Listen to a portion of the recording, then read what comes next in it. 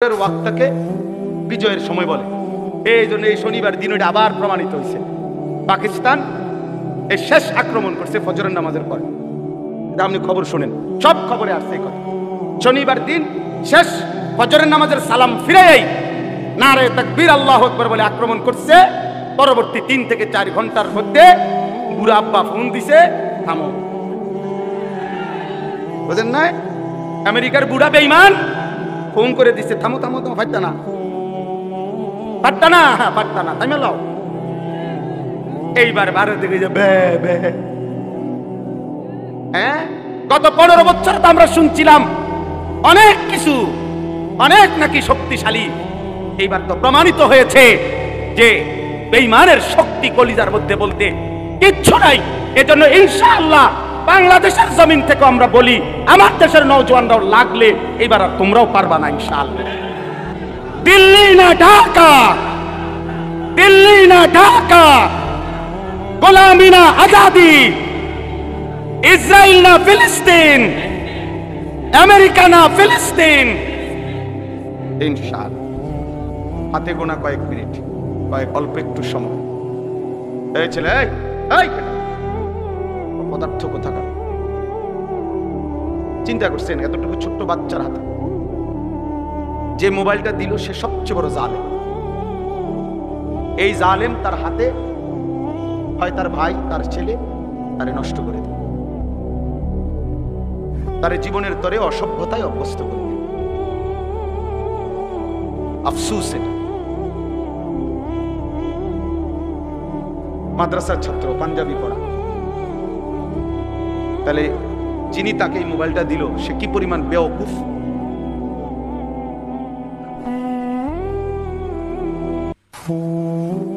আহ্লাদ করে বাচ্চা, ফুলাইন মানুষ, ছোট মানুষ কান্দে। কানলে কি ছোট মানুষ কি কানলে মরে যায়? কানলে কি কোনো মানুষ মারা যায়? শুনছেন আমি তো? কানতে কানতে বাচ্চা একসময় ঠান্ডা হয়ে যায়, একসময় সে বোঝে এটা আমারে দিবে না, এটা আমার জন্য না। তখন সে ঠিকই খানাও খায়, ঘুমও যায়। আহ্লাদের কাছে, শাহওয়াতের কাছে, দিন বহির্ভূত আগ্রহের কাছে যখন একবার কেউ হার মেনে যায়, এই সন্তান আর কেউ কন্ট্রোল করতে পারে না। ধীরে ধীরে একদিন সে চরিত্রহীন হয়ে বাবা মা বংশ সবার ইজ্জত ভুলে যায়। যাই হোক, তো আমি আপনাদের কাছে বলতেছিলাম সবাই মিলে একদম অল্প একটু সময় আমরা সবাই মনোযোগী হই। কোরআনুল কারীমের 6 নম্বর পারা 5 নম্বর সূরা, সূরাটির নাম সূরায়ে মাঈদা। এই সূরার 27 নম্বর আয়াত আমি তেলাওয়াত করেছি। এই একটি আয়াতকে সামনে রেখেই সামান্য কয়েকটি কথা আমি আরজ করতে চাই। সবার কাছে অনুরোধ, প্রিয় ভাই ছেলেরা, তোমাদের কাছে অনুরোধ, বাবা কারো যদি দুষ্টামি করতে মন চায় চলে গেলে ভালো লাগে, কিন্তু আল্লাহর ওয়াস্তে আলাদা আলাদা মোবাইল না টিপা। কোরআনুল কারীম থেকে অল্প একটু কথা আমরা দিল দিয়ে আসুন, এতে সবার ভালো হবে, আমারও ভালো, আপনাদেরও ভালো, সবার জন্য ভালো। জীবনের 24 ঘন্টা সারাক্ষণ খামখেয়ালি করা, হায়াতের সব টাইম অবহেলায় অবহেলায় গাফলতে গাফলতে শেষ করা, এটা বুদ্ধিমানের কাজ না। এটা একজন সুস্থ স্বাভাবিক মানুষের পরিচয় না। মানুষ বিবেকবান হয়, মানুষ বিচক্ষণ হয়, মানুষ গন্তব্য চিনে, মানুষ ভালো মন্দ বুঝে।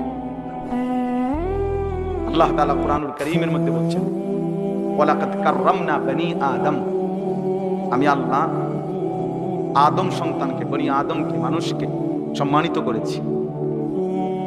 ওয়া হামালনাহুম ফিল বাররি ওয়াল বাহর, জলে এবং স্থলে সর্বত্রই আমি বনি আদমকে প্রাধান্য দিয়েছি।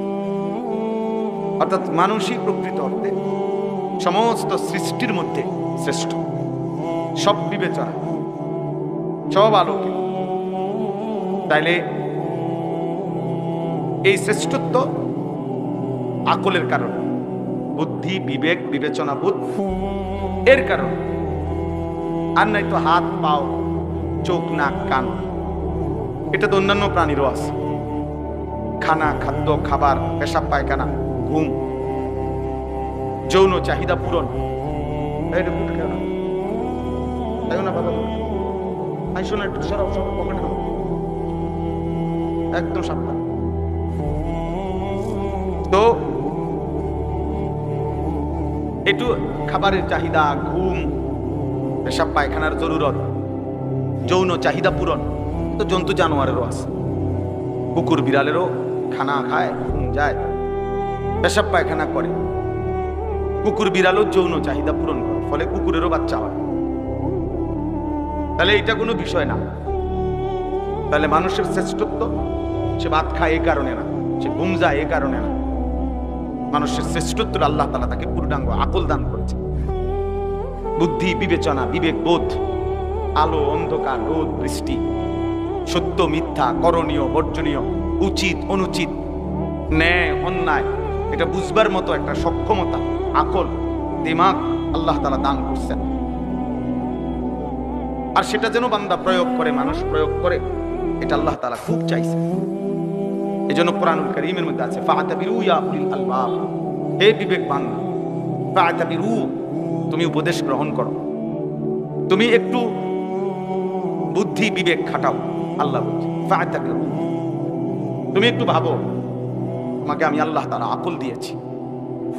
আল্লাহ তাআলা কোরআনুল কারীমের মধ্যে বলছেন আফা হাসিবতুম আন্নামা খালাকনাকুম আবাতান, তোমরা কি ভেবেছো যে আমি আল্লাহ তোমাদেরকে অনর্থক সৃষ্টি করেছি? ওয়া আন্নাকুম ইলাইনা লা তুরজাউন, তোমরা কি এই ভেবেছো যে আমি আল্লাহর কাছে তোমাদেরকে ফেরত আসতে হবে না? কি মনে করেন আল্লাহ তাআলা আমাদেরকে অনর্থক বানিয়েছেন? কথা বলেন, আল্লাহ তাআলার কাছে আমাদেরকে ফিরতে হবে না? তাইলে কোরআন শরীফে আছে সূরা ইয়াসিনের মধ্যে, পূর্ব জামানার একজন ব্যক্তি ইমানদার, পুরা জাতি বেঈমান, সবাই যখন তাকে ঘিরা ধরছে যে তুমি আমাদের এই মূর্তি পাথরের পূজা করো না কেন, তখন তিনি বলছে সমস্ত জাতির মোকাবেলায় একজন ইমানদার, সে বলছে ওয়ামা লিয়া লা আ'বুদুল্লাযী ফাতারানি ওয়া ইলাইহি তুরজাউন, হে আমার জাতি বলো কি তোমরা, আমি কেন সেই আল্লাহর ইবাদত করব না যিনি আমাকে সৃষ্টি করেছেন? আমি তার ইবাদত করব না কেন, অথচ তিনিই তো আমাকে সৃষ্টি করেছেন। ওয়া ইলাইহি তুরজাউন, এবং আমাকে তো তার কাছেই সকলকে, আমাদের সবাইকে ফিরে যেতে হবে। তো যেহেতু তিনি সৃষ্টি করলেন, তার কাছেই ফিরতে হবে, তো আমি তার গোলামি করব না। তো পুরা কওম তাকে ধরে মাইরা শহীদ করে ফেলছে, মেরে ফেলছে। তো মৃত্যুর পূর্ব মুহূর্তে আল্লাহর আদেশে ফেরেশতা এই ইমানদার ব্যক্তিটার সামনে তার জান্নাত, তার জান কবজ রূহ যাওয়ার আগ মুহূর্তে তুলে ধরছে। তুলে ফেরেশতা বলছে সামনে আইনা জান্নাত, কিলা দুখুলিল জান্নাত, হে ইমানদার এই জান্নাতে ঢোকো। তখন এই ইমানদার বলছে ক্বালা ইয়া লাইতা কওমি ইয়ালামুন, হায় আমার জাতি যদি বুঝতো, জানতো যে তারা আমাকে হত্যা করে তারা লাভবান হয় নাই, বরং আমারে আল্লাহ মাফ করে দিছে আর আল্লাহর সম্মানিত বান্দাদের অন্তর্ভুক্ত করে দিয়েছে। বিমা গাফারা লি রব্বি ওয়া জাআলানি মিনাল মুকরামিন, আমারে তো আল্লাহ মাফ করে দিছে, আমারে তো জান্নাত দেখাই দিছে, আমারে তো জান্নাতি সম্মানিত বান্দাদের অন্তর্ভুক্ত করে দিয়েছে। তাহলে ওরা না মনে করছে মাইরা লাইলাম, শুয়াইয়া লাইলাম, হত্যা করে ফেললাম, কিন্তু তারা যদি জানতো, দেখতো যে দৃশ্য জান্নাত আমি দেখতেছি, তাইলে তারা বুঝতো আহা আল্লাহ তো আমাকে দামি বানায় দিয়েছে। এই জন্য ভাই আল্লাহ তাআলা আমাদেরকে মানুষ বানিয়েছে। আজকে তোমরা অনেক ছেলে পেলে সুস্থ সবল, শরীর স্বাস্থ্য মেধা যৌবন সব ঠিক আছে, পাগলও না ছাগলও না, প্রতিবন্ধী না মাতাল না, সুস্থ মানুষ। অথচ তোমাদের শত শত ছেলে পেলে দিমাগে আল্লাহ তাআলার কোনো কথাই ধরে না, হালাল হারাম জায়েজ না জায়েজ, করণীয় বর্জনীয় কোনো অনুভূতিই নাই। আহা, এক জন্তু জানোয়ারের মতো জীবন, যে জানোয়ারের জীবনের মধ্যে কোনো কোনটা বৈধ কোনটা অবৈধ, হালাল কোনটা হারাম কোনটা, মাকেও দেখে, রাস্তার নারীকেও দেখে, বনের দিকেও তাকায়, মোবাইলের উলঙ্গ ছবির দিকেও তাকায়। তাহলে এ তো হালাল হারাম কোনটার অনুভূতি নাই। এই তো জানোয়ারের আখলাক, জন্তুর আখলাক। এই জন্য এটা বোঝা উচিত, আল্লাহ তাআলা আমাদেরকে মানুষ বানিয়েছে। ইন্না খালাকনাল ইনসানা, আল্লাহ বলেছেন নিশ্চয় আমি মানুষ বানিয়েছি। লাকাদ খালাকনাল ইনসানা, আমি আল্লাহই মানুষ বানিয়েছি। ফি আহসানি তাকওয়িম, সবচেয়ে সুন্দর আকৃতি, সবকিছুতে শ্রেষ্ঠ বানাইছি আমি মানুষকে। মানুষ এই জন্য এই বাবারা আছেন, জওয়ান ছেলে তোমরা আসো, আমরা সবাই এটা ভাবা উচিত যে আমাদেরকে আল্লাহর কাছে ফিরে যেতে হবে। এবং আল্লাহ তাআলা আমাদেরকে অনর্থক বানান নাই। আল্লাহ তাআলা বলছে ফাজআলনাহু সামিআন বাসীরা, আমি আমার প্রতিটা মানুষকে, বান্দাকে শুনবার এবং দেখবার যোগ্যতা দিয়েছি। ইন্না হাদাইনাহু সাবিলা, এবং আমি প্রত্যেকটা মানুষের জন্য আমার হেদায়েতের রাস্তা বলে দিয়েছি। এরপরে আমি দেখতেছি ইম্মা শাকিরা ওয়া ইম্মা কাফুরা, একে তো তাকে আমি শরীরে চোখ, নাক, কান, হাত, পা, অঙ্গ প্রত্যঙ্গ দিয়েছি, আবার আমার হেদায়েতের রাস্তাও বলে দিয়েছি। আমি নবী পাঠাইছি, রাসূল পাঠাইছি, নবী রাসূলদের পরবর্তী উলামা, বুজুর্গ, আউলিয়া, মাশায়েখ তাদেরকেও পৃথিবীতে পাঠিয়েছি। আমি আমার আসমানি কিতাব পাঠিয়েছি, তাহলে সব ব্যবস্থাপনা দিছি। এবার আমি আল্লাহ দেখতেছি ইম্মা শাকিরা ওয়া ইম্মা কাফুরা, আমার কোন বান্দা আমার প্রতি কৃতজ্ঞ আর আমার কোন বান্দা আমার প্রতি অকৃতজ্ঞ। আল্লাহ বলেন অকৃতজ্ঞদের জন্য আমি জাহান্নামের আযাব রাখছি, কৃতজ্ঞদের জন্য আমি জান্নাতের নিয়ামত রেখেছি। ইন্না আ'তাদনা লিল কাফিরিনা সালাসিলা ওয়া আগলালান ওয়া সাঈরা ইন্নাল আবরারা ইয়াশরাবুনা মিন কাসিন কানা মিজাজুহা কাফুরা। এজন্য দোস্ত, বাপ, সবাই মিলে নিজেকে কেউ মিথ্যা, নাফরমানি, আল্লাহর অবাধ্যতা করে চালাক ভাই বল। তুমি বুদ্ধিমান না ভাইয়া, বাবা আপনি বুদ্ধিমান না। কোন সুদখোর বুদ্ধিমান হইতে পারে না, কোন ঘুষখোর বুদ্ধিমান হইতে পারে না, কোন হারামখোর, কোন ধোঁকাবাজ, প্রতারক, চোর, ডাকাত, ছিনতাইকারী, অবৈধ সম্পদ উপার্জনকারী, এই বেঈমান, নাফরমান বুদ্ধিমান না। কোন মদখোর, গাঁজাখোর, নেশাখোর, কোন নারী লুবী, চরিত্রহীন যুবক, তুমি বুদ্ধিমান না। ইউখাদিউনা আল্লাহ ওয়াল্লাযীনা আমানু ওয়া মা ইয়াখদাউনা ইল্লা আনফুসাহুম ওয়া মা ইয়াশউরুন। আল্লাহ তাআলা বলে যারা মুনাফিক, যারা মুখে দাবি করে মুসলমান কিন্তু যারা কর্মে মুনাফিক, যারা নিজেদেরকে জবানে বলে মুসলমান, আমিনান নাসি মান ইয়াকুলু আমান্না বিল্লাহি ওয়া বিল ইয়াউমিল আখির ওয়া মা হুম বিমুমিনিন। আল্লাহ বলে মুখে তো বলে আমি আল্লাহরে মানি, আখিরাতকে মানি, আল্লাহ বলে আমি বলি, ওরা ঈমানদার নয়, মুনাফিক। কর্মে তো প্রমাণ হলো না। তো আল্লাহ তাআলা বলেন ওরা ভাবতেছে আমি আল্লাহকে ধোঁকা দিচ্ছি, ওরা মনে করতেছে আমার ঈমানদার প্রকৃত যারা ইবাদতওয়ালা বান্দা তাদেরকে ধোঁকা দিচ্ছে। আল্লাহ বলে না, শুনো বেঈমান, মুনাফিক, তুমি মূলত তোমার নিজেকে ধোঁকা দিচ্ছ, তুমি বুঝতেছো? তুমি তোমাকে ধোঁকা দিচ্ছ। তোমার কারণে নামাজি আটকিবে না, তোমার কারণে সেজদাওয়ালা আটকাবে না, কোন ঈমানদার আটকাবে না, ঠিকই তুমি আটকাই যাবে, ঠিকই তুমি আটকাই যাবে। এই জন্য আমরা প্রত্যেকে এই প্রতিটা ওয়াজ, ছোট বড়, প্রত্যেকটা মাহফিলের বয়ানের এটা একটা মূল ফিকির। এই ছোট বড় যত ওয়াজ হয়, ওয়াজ মানে নসিহত। এই উপদেশের মাকসাদ কলিজার পরিবর্তন, জিন্দেগির পরিবর্তন, নিজের মধ্যে ভাবনা আসা, বিবেককে কাজে লাগানো, বিবেককে কাজে লাগানো।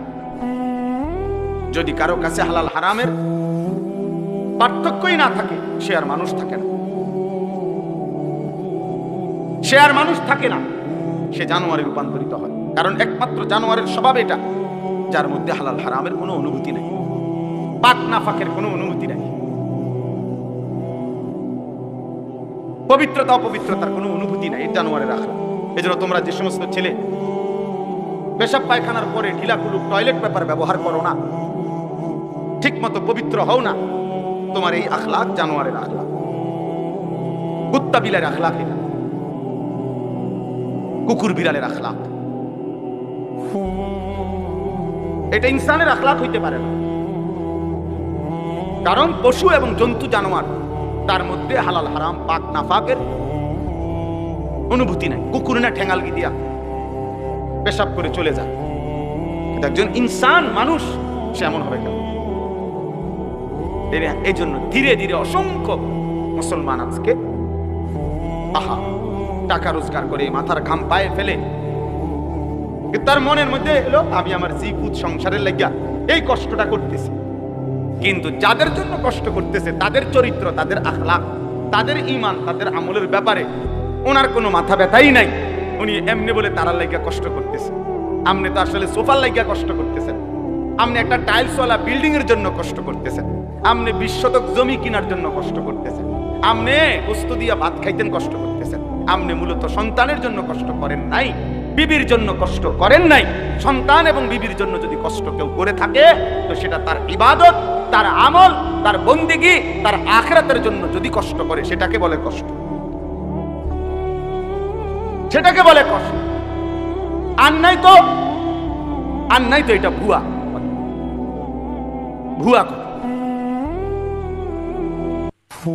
কথা। আপনি সারাটা দিন মাথার ঘাম পায়ে ফেললেন একটা টাকার জন্য, 500টা টাকার জন্য, আর আপনার সন্তান নামের এই হাইওয়ান সে সারা রাত মোবাইলে উলঙ্গ ছবি দেখে, কোনদিন ফজরের নামাজ পড়ে না। এই জানোয়ারের জন্য উপার্জন করছেন, এই জানোয়ারের জন্য কামাই রোজগারি করলেন, এই হাইওয়ানের জন্য বিল্ডিং করলেন। এ তো মানুষ নামের জানোয়ার, এ তো মানুষ নামের কুকুর। এই পশুর জন্য কি দরকার ছিল রোজগার করার? সে যেহেতু সব গুনাহ, নাফরমানি, অসভ্যতা করতে পারে, তাহলে তার হাতে ছেড়ে দেন। যেহেতু তুই সবই পারস বেটা, নারীও দেখতে পারস, ছবিও দেখতে পারস, উলঙ্গ নাচও দেখো।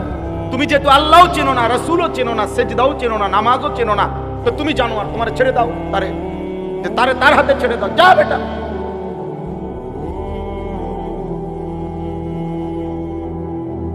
না, সব হে পারে। অপদার্থ মা বাপ মনে করে শুধু গর্বের দেখতো না, আমার দায়িত্ব তারে ঘর করে দাও, আমার দায়িত্ব তারে বাজার করে আম খাওয়ান। বোকা মানুষ কোন দিন বুঝবে? বোকা বাপগুলো কোন দিন বুঝবে? হযরত ওমর রাদিয়াল্লাহু তাআলা আনহু একটা ছেলে জীবনে একবার নবীজি সাল্লাল্লাহু আলাইহি ওয়াসাল্লামের একটি কথার বিপরীতে বিরোধিতা করে নাই, একটা যুক্তি দেখাইছিল, পাল্টা একটা ভিন্ন যুক্তি দিছিল। হযরত ওমর রাদিয়াল্লাহু তাআলা আনহু মৃত্যু পর্যন্ত ওই সন্তানের সাথে আর কথা বলেন।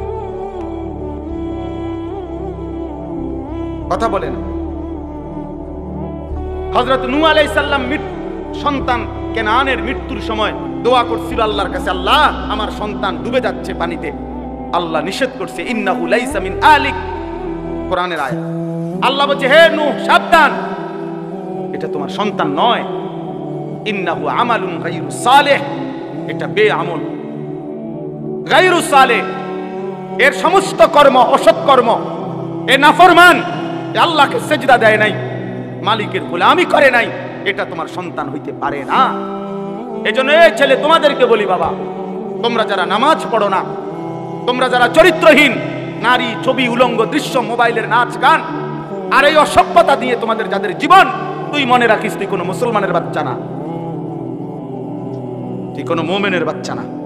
হ্যাঁ, সাফ কথা, এটা কোরআন বলছে। আল্লাহ বলে দিছে নূহ নবীকে, সাবধান, এটা কি না তোমার সন্তান না, চলো এর ফালা তাসআলনি। আল্লাহ তাআলা বলছে, হে নূহ সাবধান, আমার কাছে এর ব্যাপারে কিছু চাইবা, সাবধান, ফালা তাসআলনি, আমার কাছে কিছু চেয়েও না, হাত উঠাইবা না, নামাও। নূহ আলাইহিস সালাম হাত নামায় ফেলছে, হাত নামায় ফেলছে। এজন্য বেঈমান মুমিনের সন্তান হয় না, নাফরমান ইমানদারের সন্তান হয় না। আল্লাহ আমাদেরকে বুঝ দান, আল্লাহ আমাদেরকে ফিকির দান। এই আয়াতের মধ্যে মহান আল্লাহ পাক রব্বুল আলামিন কুরবানির ইতিহাস শুরু উল্লেখ করছে। এই যে সামনে আমাদের যে কোরবানি আসতেছে, একটি গুরুত্বপূর্ণ ওয়াজিব ইবাদতের নাম হলো কোরবানি। আমাদের জীবনে মুসলমান হিসাবে আর্থিকভাবে মানে টাকা পয়সার সাথে সম্পৃক্ত বিশেষ গুরুত্বপূর্ণ ইবাদত তিনটা। একটা হলো যাকাত, একটা হলো হজ, আর একটা হলো কুরবানি। যাকাত এবং হজ হলো ফরজ, আর কুরবানি হলো ওয়াজিব। আর একজন মুমিন ফরজ, ওয়াজিব, সুন্নতে মুআক্কাদা এই তিন আমলে ঘাটতি করার, বাদ দেওয়ার কসম খোদার কোনো সুযোগ নেই। তারে মুমিনই বলে না, তারে ইমানদার বলার কোনো সুযোগই নাই যার জীবনে ফরজ নাই, যার জীবনে ওয়াজিব নাই, যার জীবনে সুন্নতে মুআক্কাদা নাই, এ কোনো মুমিনে না। এজন্য মুমিন এটুকু করতেই হবে। হ্যাঁ, নফল, মুস্তাহাব, মাসনুন অনেক আমল করলে অনেক নেকি, কখনো কখনো ছুটবার, ছেড়ে দেওয়ার সুযোগ আছে। কিন্তু একজন মুমিন, ইমানদার, মুসলিম পরিচয়ধারী, তার জন্য ফরজ, ওয়াজিব ছেড়ে দেওয়ার, সুন্নতে মুআক্কাদা ছেড়ে দেওয়ার কোনো অনুমতি নেই। রাসূলুল্লাহ সাল্লাল্লাহু আলাইহি সাল্লাম বলছে, যেমন ফজরের নামাজের 2 রাকাত সুন্নত, ফরজের আগে সুন্নতে মুআক্কাদা। নবীজি বলছে, তোমারে যদি ঘোড়ায় পিষ্ট করে ফেলে, অর্থাৎ তোমায় যদি ঘোড়ার পায়ের নিচেও পড়ে যাও, এত বেশি আহত হইছ যে ঘোড়ায় তোমারে পায়ে পাড়ায় এলাইছে, আল্লাহ রসুল বলছে তবুও ফজরের 2 রাকাত সুন্নত নামাজ ছেড়ে দিও না। সুন্নতে মুআক্কাদার প্রতি নবী এতটা গুরুত্ব দিয়েছেন। নবীজি সাল্লাল্লাহু আলাইহি সাল্লাম বলছেন, মান ওয়াজাদা সাআতান লিআন ইউদাহিয়া ওয়া লাম ইউদাহি ফালা ইয়াকরাবান্না মুসাল্লানা। সরাসরি হাদিস। যার সামর্থ্য ছিল অথচ কুরবানি করলো না, ওয়াজিব আদায় করলো না, আল্লাহর নবী সাল্লাল্লাহু আলাইহি সাল্লাম বলেন, ওই নাফরমান যেন আমাদের ঈদগাহে, আমাদের নামাজের জায়গায়, মুসাল্লা, ঈদগাহ, সেখানে যেন না আসে। ওই ভাই, ওই দুষ্টামি করো না, ওই লাল গেঞ্জি সাবধান, ফাজলামি করো না, ফাজলামি করলে বাইরে উঠো, মস্কারির জায়গা না এটা।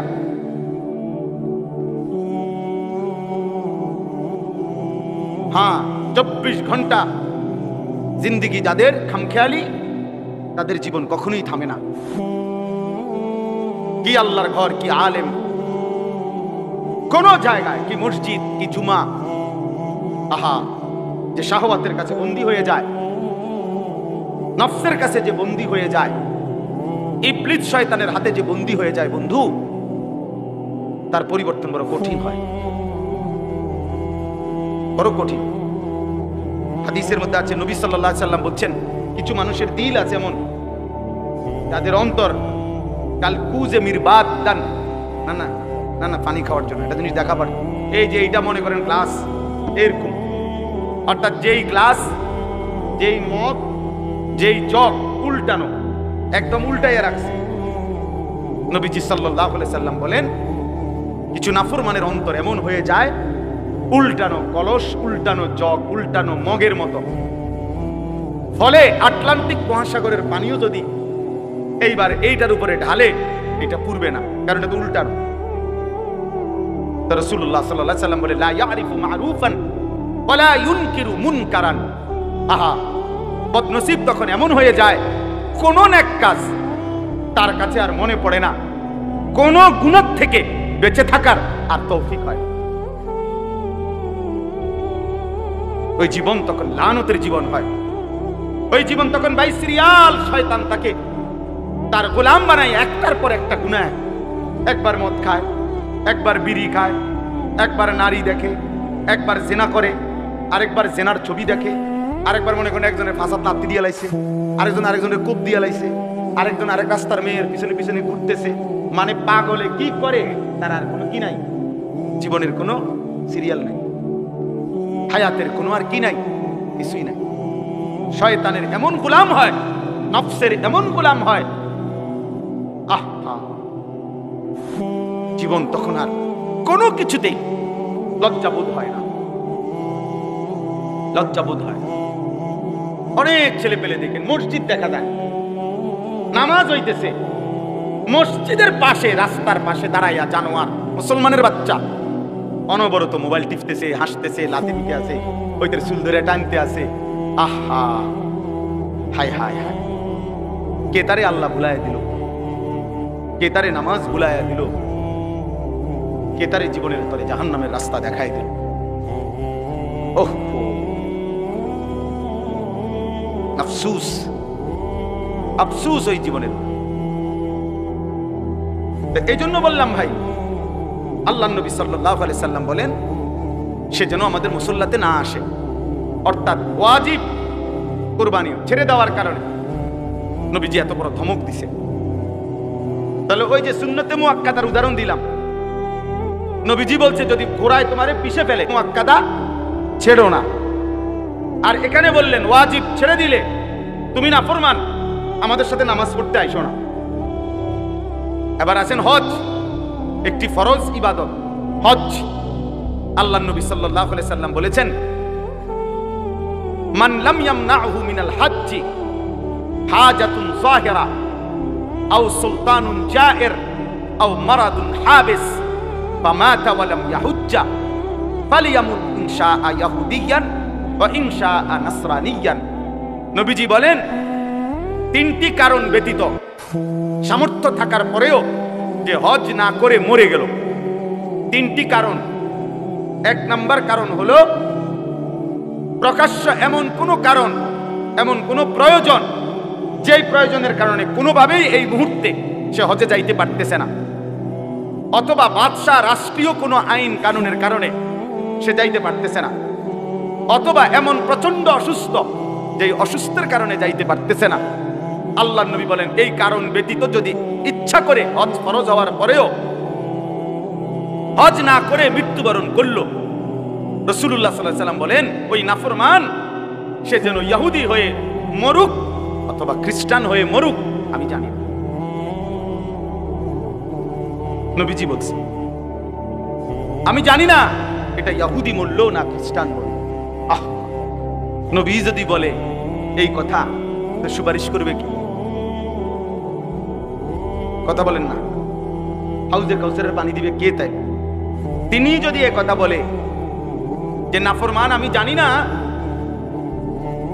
এই ইচ্ছা করে সামর্থ্য থাকার পরেও যে হজ করলো না, তোর মৃত্যু কি ইহুদির মৃত্যু হলো নাকি খ্রিস্টানের মরণ হইলো, আমি রাসূল জানি না, এইবার তাকে সুপারিশ করবে কি?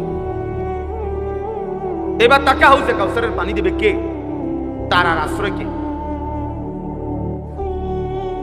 আখিরাতে হাসরের ময়দানে তার সহায় কে? আমাদের সমাজে লক্ষ লক্ষ মানুষের উপরে, কোটি কোটি মুসলমানের উপরে হজ ফরজ। প্রতি বছর কিছু মানুষ হজে যায়, এটা তো বিষয় না। একটি দেশের থেকে কিছু লোক হজে গেলেই হজ আদায় হয়, বিষয়টা এটা না। যত জনের উপরে মুসলমান হজ ফরজ, আপনার জন্য বাধ্যতামূলক হজ করতে হবে। কত লক্ষ মুসলমানের উপরে কুরবানি ওয়াজিব, এলাকায় কুরবানি হয়, এটা বড় কথা না। যত জনের উপরে কুরবানি ওয়াজিব, ততজন দিচ্ছে কিনা এটা দেখার বিষয়, এটা দেখার বিষয়। ছেলে বিদেশ থাকে, দুই ছেলে, এক ছেলে ঢাকা শহরে থাকে, মনে করেন তিন ছেলে, বাপের জমি জমা ব্যাংক ব্যালেন্স আছে, মায়ের স্বর্ণ গহনা এবং মার কাছেও জমা টাকা আছে, তাইলে এখানে কোরবানি ওয়াজিব হইল ভাই 5 জনের। ছেলে 3 জন, বাপ 1 জন, মা 1 জন, 3 ফুতে মিল্লা বিদেশতে টাকা পাঠাইছে, বাড়িতে আব্বার নামে বা মার নামে অথবা আব্বা মা 2 জনের নামে কোরবানি দিছে, দিয়া গোস্ত ভাগ করে সবার ঘরে ঘরে বন্টন করে দিয়ে দিছে, পুত সবার ঘরে ঘরে কোরবানি আদায় হয়ে গেছে। এটা নিয়ে কোরবানি, সবাই মিল্লা বুঝি গোস্ত খানার ব্যবস্থা করা, এর নাম নিয়ে কোরবানি। তাইলে কোরবানি তো গোস্ত খাওয়া না, কোরবানি তো একটি ওয়াজিব আদায় করা। গোস্ত তো আমরা সারা, গরুর গোস্ত তো পৃথিবীর কোনো আশ্চর্য বস্তু না যে এটা কোরবানির দিন ছাড়া আর কেউ মানুষ দেখে না। ছাগলের গোস্ত তো আশ্চর্য কিছু না, এটা তো গতানুগতিক একটি আমল, চলতেছে এই গোস্ত খাওয়া। তাহলে কোরবানিটা কি? কোরবানি আল্লাহ তাআলার ইবাদত, কোরবানি ওয়াজিব আমল। নবীজি বলছে কোরবানির প্রাণী, কোরবানির দিন যখন রক্ত মাটিতে পড়ে, তাহলে গলার কাছ থেকে রক্ত মাটিতে পড়তে 1 মিনিটও লাগে না, 30 সেকেন্ডও লাগে না।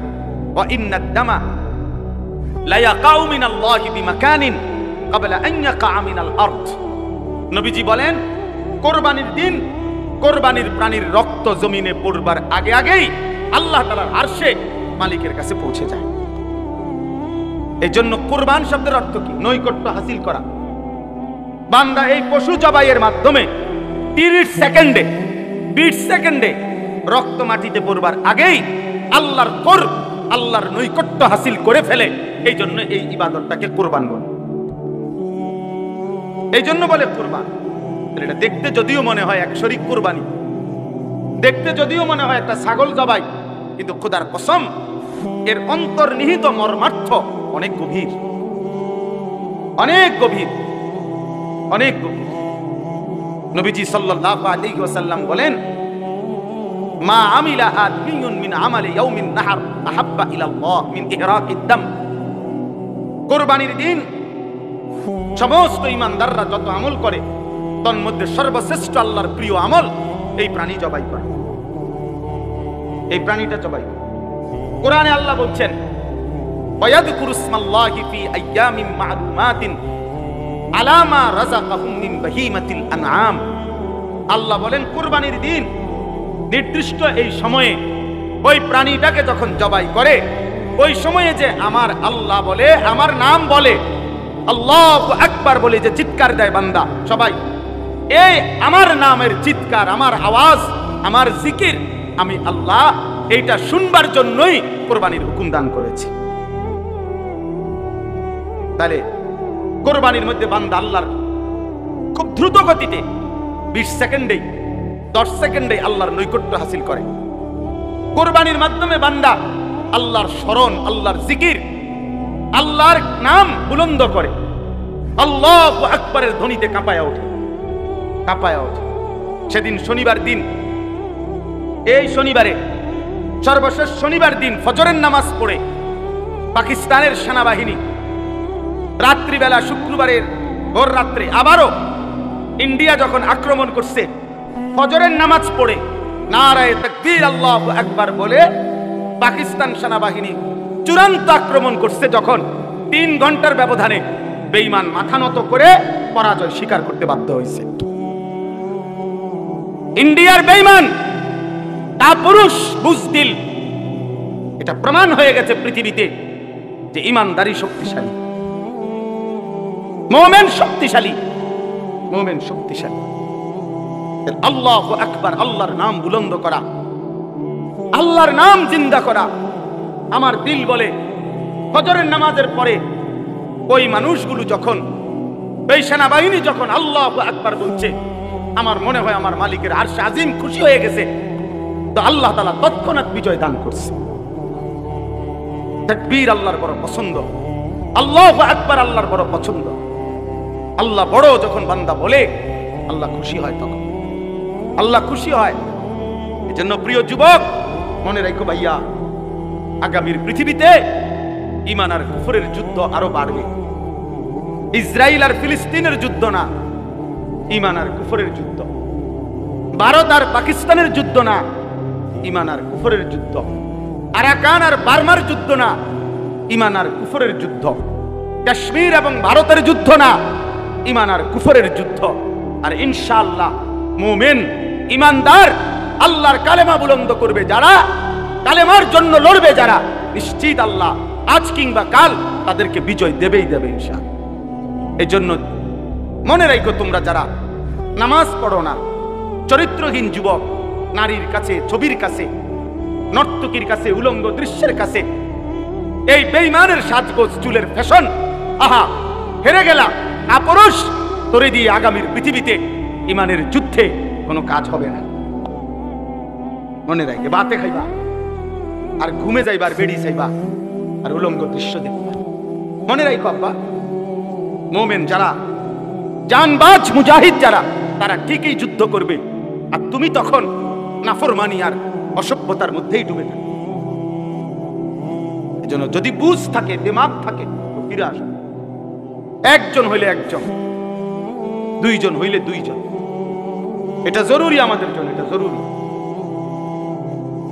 এটা আমাদের জন্য বাধ্যতামূলক, আমাদের জন্য এটা জরুরি। আল্লাহ তাআলা আমাদেরকে হিম্মত দান করেন। যুবক ছেলেদের কাছে আমার এটা অনুরোধ, নওজোয়ান, তোমরা যদি অব্যাহত গুনাহ নাফরমানির মধ্যে ডুবে থাকো, তাহলে আগামীর ইসলামের জন্য লড়বে কে? সারাদিনে যদি এক ওয়াক্ত নামাজ পড়তে তোমাদের মন না চায় প্রিয় ভাই, আল্লাহকে সিজদা দিবে কে? তাই নবী সাল্লাল্লাহু আলাইহি সাল্লামের 23 বছরের চোখের পানি রক্ত ঝরা দিন এই জমিনে বাস্তবায়ন করবে কে? তাহলে আমি এজন্য অনুরোধ করছি, আমরা প্রত্যেকে ইনশাআল্লাহ আল্লাহর দিকে ফিরতে চেষ্টা করি। আল্লাহর দিকেই ফেরা দরকার আমাদের। ছেলেরা, আমি তোমাদের কাছে অনুরোধ, বাবা, তোমাদের যাদের চুল বেঈমানের মতো, তোমরা এই চুল সমান করো। প্রিয় ভাই, এই নষ্ট এই জিন্দেগি ছেড়ে দাও। নারী, ছবি, নাচ, গান, উলঙ্গ দৃশ্য, এটা মুমিনের জীবন না। আমাদের নবী সাল্লাল্লাহু আলাইহি সাল্লামের চাইতে সুন্দর এই গোটা কায়নাতে কেউ হয় নাই। অতএব তার সৌন্দর্যের চাইতে সুন্দর কিছু হইতে পারে না। তো আমার বলার উদ্দেশ্য হলো এই কথাটা, এই কুরবানি একটি ওয়াজিব ইবাদত, হজ ফরজ ইবাদত, যাকাত ফরজ ইবাদত। তাহলে ফরজ, ওয়াজিব এবং সুন্নতে মুআক্কাদার মধ্যে মুমিন ঘাটতি করতে পারে না, ঘাটতি করার কোনো অনুমতি নাই। এই জন্য এই আয়াতের আলোকে এই প্রথম কথা, এটা প্রত্যেকের কাছে আমার অনুরোধ, যারাই বুঝেন, না বুঝলে নাই, আমার বলা আমি বললাম, প্রত্যেক উপার্জনকারী যিনি টাকা রোজগার করেন, বিদেশে থাইকা হোক, দেশে থাইকা হোক, বিবাহিত হোক, অবিবাহিত হোক, একসাথে সংসার হোক, ভিন্ন ভিন্ন সংসার হোক, প্রত্যেকের কাছে অনুরোধ হলো, বাবা, ভাই এবং মহিলাও, যাদের কাছে, যে সমস্ত মহিলাদের কাছে স্বর্ণ অলংকার আছে এবং কিছু জমা টাকা আছে, মনে করেন 1 ভরি 1.5 ভরি স্বর্ণ আছে, 5-10 হাজার টাকা আছে জমা, এই মহিলারাও এবং পুরুষরাও, বিবাহিত যুবক, অবিবাহিত যুবক, নারী, পুরুষ, যিনি রোজগার করেন, আকেল, বালেগ, তাদের উচিত একজন আলেমে দ্বীনের কাছে, একজন মুত্তাকি আলেমের কাছে জিজ্ঞাসা করা যে, হুজুর, আমার এই সম্পত্তি, আমার জমি আছে মোটে দূর, আমার ব্যাংকে জমা আছে এত, আমার ঘর বাড়ি মিল্লা, আমার ব্যাংক ব্যালেন্স এই টাকাটা আছে, এই আছে, এই আপনি আমারে হিসাব কইরা বলে দেন, আমার উপরে যাকাত ফরজ কিনা, আমার উপরে হজ ফরজ কিনা, আমার উপরে কুরবানি ওয়াজিব কিনা। প্রত্যেকে যদি একজন একজন যার যার সুবিধা মতো একজন আলেমে দ্বীনের কাছে জেনে নেন, আপনার জন্য সহজ। আমি বুঝি নাই, আমরা গ্রামের মানুষ, হুজুর আমরা কোন রকম দিন আইন না দিনকে আমরা এত ফেস করলে হবো নি, এই সমস্ত বাটফারি কথা, সিটারি কথা, এগুলো বললে হবে না। আপনি বুঝেন না, গ্রামের 14 গোষ্ঠীর যত ফ্যাঁস আপনি সব বুঝেন।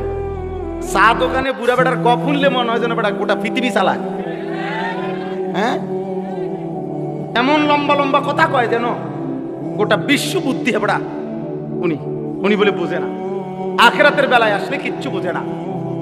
আর গ্রামের যত গন্ডগোল করা দরকার সব উনি বুঝে। তাইলে আপনি বুঝেন না কি? আবার আপনি বুঝেন না তো বুঝে নিবেন, জানেন না তো জেনে নিবেন।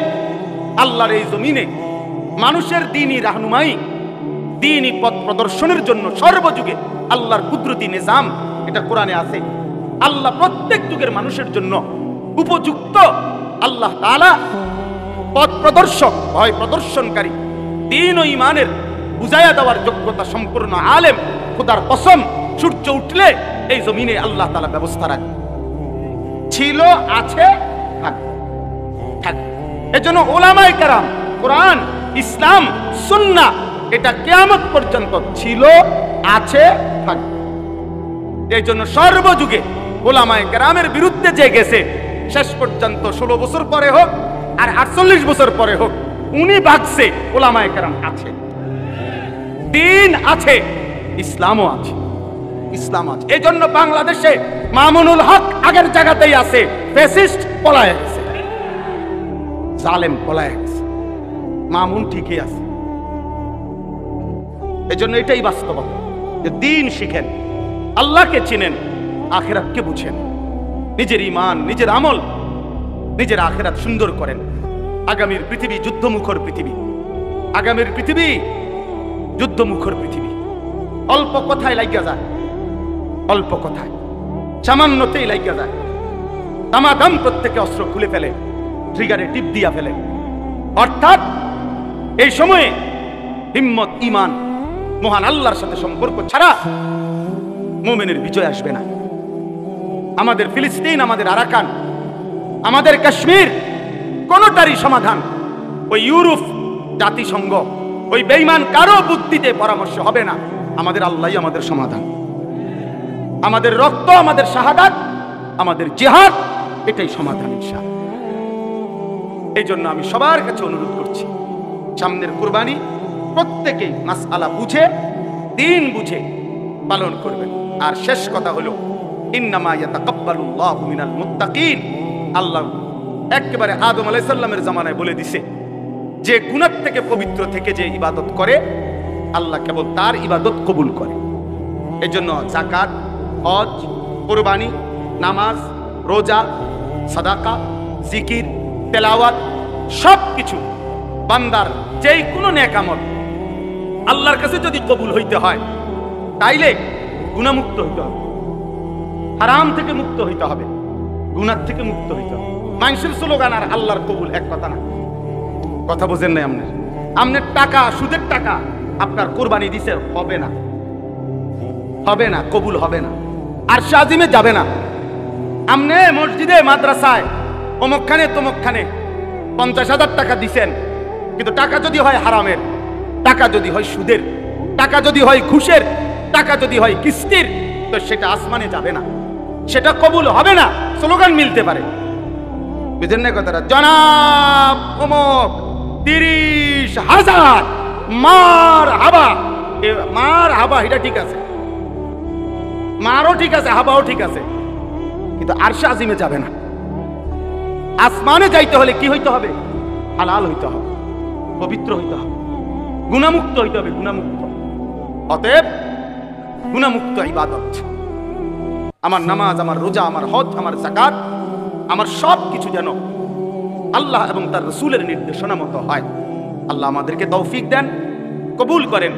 এই সাউতুল হেরা মাদ্রাসা আল্লাহ তাআলা কবুল করে নেন এবং ইত্তেহাদুল উলামা পরিষদকে আল্লাহ কবুল করে নেন।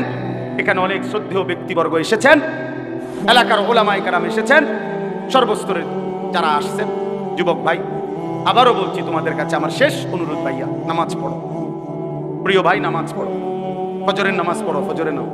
আমি আমার জীবনে সবচেয়ে বেশি এই কথা বলছি আমার ওয়াজের জীবনে, যে ফজরের সেজদাতে মুমিনের বিজয়, ফজরের ওয়াক্তকে বিজয়ের সময় বলে।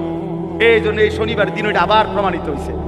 পাকিস্তান এই শেষ আক্রমণ করছে ফজরের নামাজের পরে, এটা আপনি খবর শোনেন, সব খবরে আসছে এই কথা। শনিবার দিন শেষ ফজরের নামাজের সালাম ফিরাই নারে তাকবীর আল্লাহু আকবার বলে আক্রমণ করছে। পরবর্তী 3 থেকে 4 ঘন্টার মধ্যে বুড়া আব্বা ফোন দিছে, থামো। বুঝেন না? আমেরিকার বুড়া বেঈমান ফোন করে দিচ্ছে, থামো থামো, থামো, ফাটতা না, ফাটতা না, হ্যাঁ ফাটতা না, থামে লাও। এইবার ভারত থেকে যে বে বে, হ্যাঁ, গত 15 বছর তো আমরা শুনছিলাম অনেক কিছু, অনেক নাকি শক্তিশালী। এইবার তো প্রমাণিত হয়েছে যে বেঈমানের শক্তি কলিজার মধ্যে বলতে কিচ্ছু নাই। এজন্য ইনশাআল্লাহ বাংলাদেশের জমিন থেকে আমরা বলি, আমার দেশের নওজওয়ানরাও লাগলে এইবার আর তোমরাও পারবা না ইনশাআল্লাহ। দিল্লি না ঢাকা, দিল্লি না ঢাকা, গোলামি না আজাদি, ইসরায়েল না ফিলিস্তিন, আমেরিকা না ফিলিস্তিন, ইনশাআল্লাহ। আল্লাহ সবাইকে কবুল করেন, হিম্মত দান করেন। সুবহানাল্লাহি ওয়া বিহামদিহি। দ্রুত